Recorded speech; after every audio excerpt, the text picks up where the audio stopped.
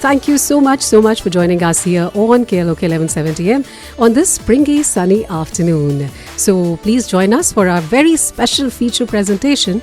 Today, we will be in the company of a great spiritual master, Swami Mukundananda, who is on his US tour.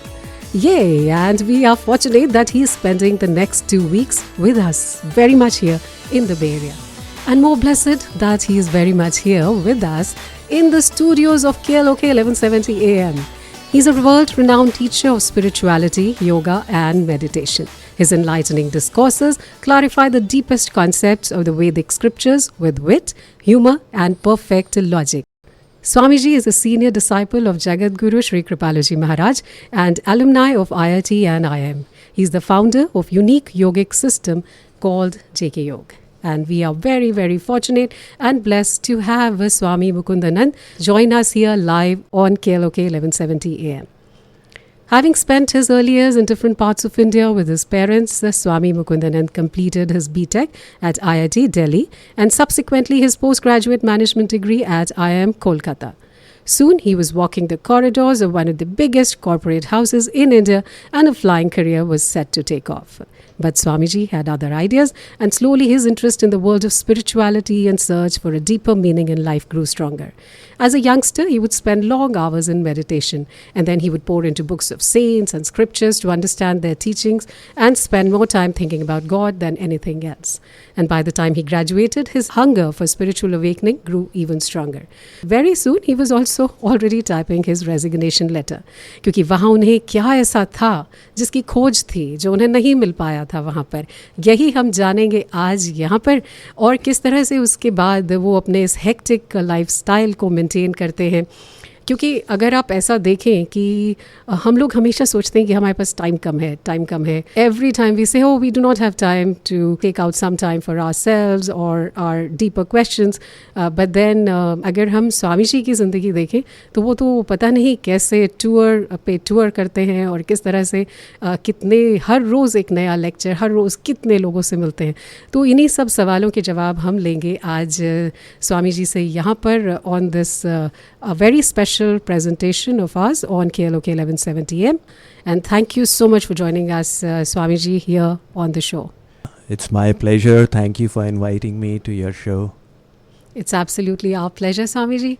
And Swamiji, I'm not sure if I should be mentioning this in front of you, लेकिन यहाँ पर तो हम बस गाने वाने थोड़े सुनते रहते हैं. तो अभी हम गाना चल रहा था कि दुनिया बनाने वाले क्या तेरे मन में समाई. तो आज अगर सबसे पहले आप हमें ये जवाब दें कि बनाने वाले ने, ऊपर वाले ने क्या सोचा होगा और ये दुनिया बनाई ही क्यों. दुनिया बनाने वाले क्या तेरे मन में समाई, काहे को दुनिया बनाई. That's a good question to begin the interview with. I like to answer with the help of a story. There was a billionaire who had a 15-year-old son. One day the father was out of the office and the son was scavenging around in his father's office. He came across a 15-year-old newspaper that stated, "Billionaire adopts orphan son." When this boy read it, he was shocked. It was his father's name there on the paper. He thought, what? I am not my father's actual son. He was heartbroken. When his father returned, he accosted him with the newspaper and said, "Father, is this right?" The father was crestfallen. He said, "Yes, son, it's right." "Does that mean I am not your real child?" "No, beta, you are not my child." The son said, "Father, why did you adopt me?" The father replied, "Son, I am a billionaire. I have everything that money can buy. I only had one deficiency in my life. I did not have anyone with whom I could share my wealth. I adopted you so that I may be able to give to you everything that I have. In the same way, God is perfect and complete. He is the ocean of bliss and the ocean of love. But the pleasure and joy of sharing it is incomparable. He has created us, His little parts, so that He may be able to give to us all that He has. But for Him to do that, He needs us to qualify for it. The world is like the University of Hard Knocks, where you slowly learn to purify yourself to become perfect like God is perfect. And once we reach that stage, we will receive all that He has. Sometimes when we see the misery and suffering in this world, it becomes discouraging and confusing. And the question arises that दुनिया बनाने वाले काहे को दुनिया बनाई. But really, when we receive that final divine bliss, divine love, divine knowledge, we all will say it has been worth it. So the reason why God has created this world is in order for Him to share with all of us His little parts, all that He has. Wow, what a beautiful story, Swamiji, and what knowledge that you shared with us. Thank you so much. That means a lot. And Swamiji, I'm looking here at your schedule. You come to USA for 7 months, and then you constantly travel, conduct programs throughout different cities in the US. How do you manage such a hectic schedule? Do you not get tired? There's a saying, if you enjoy your work, then you don't need to work another day in your life. All work becomes play. But nevertheless, this is a question that I am asked every day. That Swamiji, how do you sustain such a hectic schedule? It's based upon motivation, inspiration, enthusiasm. Inspiration and enthusiasm are the fundamental, primary qualities on this spiritual journey. The Yoga Sutras say, Tivra samveganamasannaha. In your endeavor for growth, for spiritual practice, do not be lazy, do not be careless, put in your best efforts. Chanakya Pandit said, Utsahavatam shatravopi vashi bhavanti. You may have had the worst destiny with you when you were born, but if you put in sufficient effort, you can transform it into a golden future. That is why Jesus told His followers, be either hot or cold. If you are lukewarm, I spit you out. What He meant was that in order to succeed on this path, you will need to be enthusiastic and full of inspiration. The material energy is tremendous. If we strive carelessly, if we strive with less energy, every little obstacle will have the strength to stop us.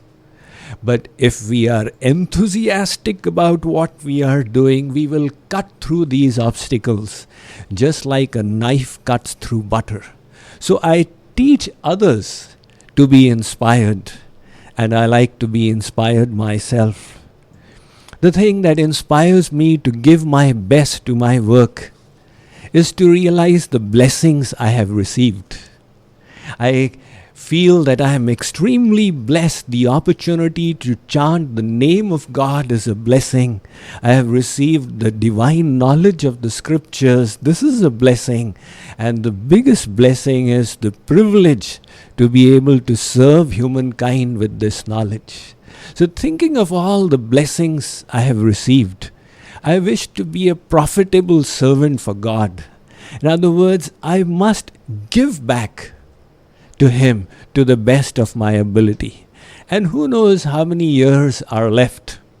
So thinking that each day is invaluable, each occasion, each event is precious, and it is an opportunity to serve the Supreme Divine, I strive to put in my best in every seva that comes my way, and this work becomes a joy, it becomes a pleasure, it becomes an opportunity for the expression of the soul in loving devotion to God.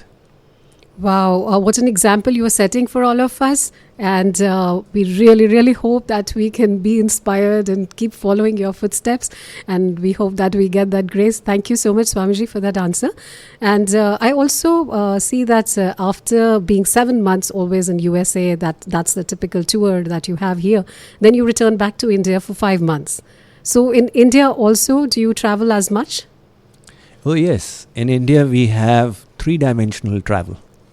In other words, some of the places I travel in rural Odisha, the roads are actually potholes connected by a tarmac which goes by the name of road. Oh, even now, these days also? Oh, yes. Yeah, okay. So while you are traveling in the linear direction, there's also a natural travel in the vertical direction. And a 7-hour journey of those kinds of roads makes one quite exhausted. It's like those massage chairs. Nevertheless, when I see the enthusiasm of the devotees, their thirst in receiving this knowledge, their desire to find fulfillment in devotion to God, the whole effort becomes worthwhile. And after taking a little bit of rest, I'm fresh again to do what God has ordained for me. In India, we have about 10 temples and ashrams that I was able to establish in the state of Odisha, another 15 congregational centers that I travel to, and we have similarly about 10 congregational centers in Gujarat. We have an ashram in Delhi, 3 more centers in Delhi, and a center in Indore, Madhya Pradesh. So I traveled to about 40-50 places there. And then my Guru Ashram, which is Mangar, close to Allahabad, Vrindavan, the land of Sri Krishna, Barsana, the land of Radharani. So actually I'm traveling even more in India. If I look back at my schedule, every year I travel to about 80-90 places. And I live in about 150 houses through the year. So I say that my suitcase really goes to a lot of places. But it is a privilege, it is an honor, and I would not exchange it for anything else. And how blessed all those people are. And do you have any preference between, do you notice any difference between when you are traveling in India versus when you come to US? Any, something that really strikes out? The demographics are quite different. The natures of people are different. But ultimately, all human beings are besieged by the same kinds of problems, and the same solutions are valid and relevant to all of them. So, of course, one has to fine-tune one's message, one has to fine-tune one's preaching methods to suit the place and the people. Absolutely. But ultimately, it is quite the same. And I like to be in the here and now. So whatever I'm doing, I feel that to be the most important and the most enjoyable. I think that's one of the most valuable things that we have to adopt. Yeah, thank you so much for saying that. So when you have this kind of a hectic lifestyle, you say you travel to so many houses, do you get any time to just be by yourself? To be by myself, that is a rarity that doesn't happen too often. Actually, when I first came to my spiritual master, I used to love my time to myself. All through my childhood and youth, I was inveterate introvert. And that is why I just loved to be by myself. I never felt I was missing anything. And when I turned to spirituality, I loved the sadhana, my own personal spiritual practice. I first had the privilege of meeting Jagadguru Sri Kripaluji Maharaj in Mumbai. And he talked to me about sadhana, spiritual practice. He asked me, what do you do? And then he said, no, that's not enough. I'll teach you how to do it. And I was so thrilled. He said, you come to my ashram and I'll teach you. And when I landed up in the ashram in Mangar, so the first day the sadhana program had started and I was sitting and meditating from morning till afternoon. And he saw that he's just sitting there and meditating.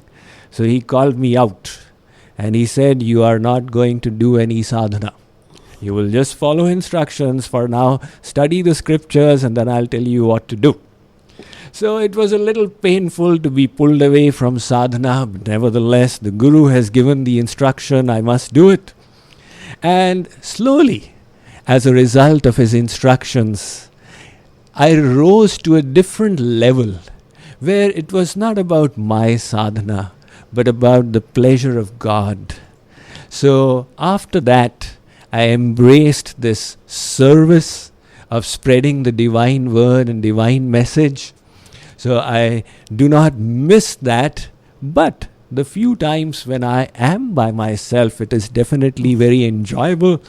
You asked me, Swamiji, which are those occasions? Sometimes I get those occasions when I fly, because there's no disturbance. Right. So I love to be on my flights by myself. And when the preaching was smaller, I used to walk in the mornings by myself and I would really love it. But now that opportunity is gone because so many people walk with me. Once in a while, when I have the chance to walk by myself and somebody says, oh, Swamiji, you're going to go by yourself. Can I come along? I say, oh my God, okay, come. But those are one of the occupational hazards. And Absolutely. the moment I shut my door, I'm by myself. Right. But when you take those long walks, do you have any preference towards, do you prefer beach to a hillside or a road or some special area? You're very close to Swamiji? Oh, yes. As a child, I had a special fascination for hills and for mountains. And living in the plains in India, the hills were not so common. So whenever I would come to a hill, I would just love climbing it.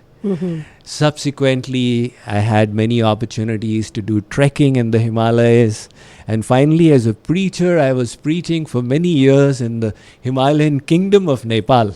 And I guess that urge got satiated. Then coming to America, I found each place is more beautiful than the other in terms of nature. You have the wonderful pine forests of New England. There are the cacti trees and the dry desert lands of Arizona. There is the unique vegetation of Texas. And California, of course, has got its redwoods, its sequoia forests, and so much of scenic beauty. I love to enjoy that scenic beauty with the devotees during the morning walks, or sometimes we have a day out when we go into the woods and do our retreats, and everybody enjoys along with me. So, Swamiji, that gives you an incentive to stay more time in Bay Area and California as such. But I would also, since you mentioned all these beautiful places, and just by thinking, one is refreshed. But the typical life of people in the Bay Area, most of us are always caught up by stress because you're kind of balancing between so many, you're juggling things. But you, I can see that have a much harder lifestyle than most of us. And how do you manage this stress? Or is it it just doesn't come to you? Seema, this question about stress is very interesting. Many people feel that hard work is the cause of stress, and if only they were able to reduce their workload, they would become de-stressed. But that's not really the case. You can work hard from morning to night and still experience no stress. Stress comes not from hard work, but from attachment to the fruits of our works. For example, if somebody is going for an interview and there's an attachment to the outcome, that person will experience stress. But if he's already got a job in his pocket, he's going just to take a look. The same interview situation will not stress him. Students come to me and say, Swamiji, I've got my exam 4 months from now, the board exam, and I'm getting stressed. What to do? So I say, look, your school or college offers an internal assessment examination. In India, they used to have that, right? It's like a play exam to help you know where you are. But there is nothing at stake there. So the students take these internal assessment exams without any stress. And they go for the final exam and they're all stressed out. What is stressing is not the hard work. It is the attachment to the outcomes. So the solution to de-stress yourself is very simple. It is contained in the message of the Bhagavad Gita, which was delivered 5,000 years ago by Lord Krishna. When he said to Arjun, Karmannevadhikaraste ma phaleshu kadachana. He said, Arjun, put in your best efforts, but never be attached to outcomes. Don't consider yourself to be the cause of your outcome. And remember, the outcome is not for your pleasure. It is that self-seeking nature of ours. I want pleasure, which is the cause of bondage in Maya. And spirituality teaches us to reverse that. We are the servants of God. As His little parts, our dharma is to serve Him in loving devotion and to serve Him through every activity of ours. So when we do our works for His pleasure, we definitely utilize our resources to put in our best. But when we feel that the rewards of this work are for Him, then whether the result is positive or negative, we don't get stressed. So that one little catch has to be learnt. By the blessings of God, by the little I have traversed along this path, the little bit of spiritual power I have achieved, it has helped me in the sense that I do my best and then I go to sleep without a worry in the world. I really don't experience any stress. What a beautiful, beautiful philosophy, Swamiji. Is it really achievable? Like, what should be really our first step on that path? If we are going towards, like, where, giving up the attachment to the fruits. Yes. Is there like a jadoo ki chabi?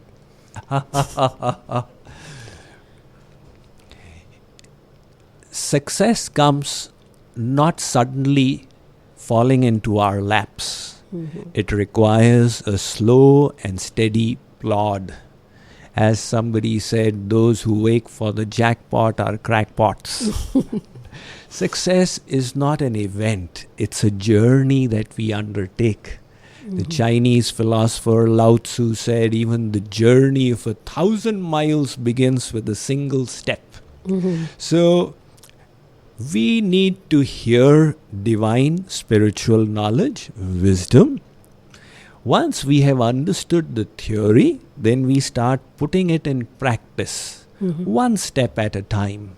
For example, if you start meditating on a daily basis, a little bit at a time, you will find the results have started coming.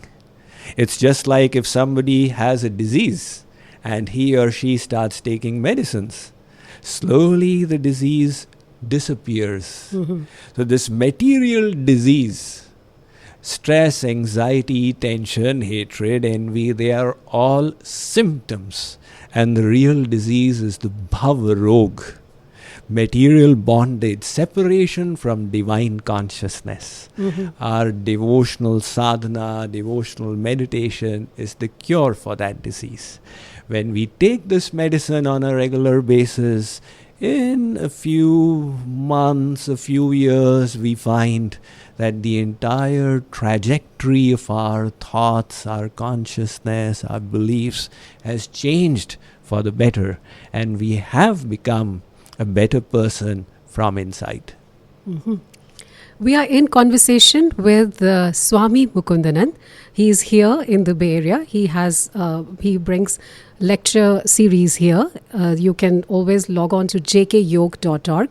That's JKYog.org. His program is right now, just yesterday he started at the Sunnyvale Hindu Temple, 7 Divine Laws for Happiness and Fulfillment.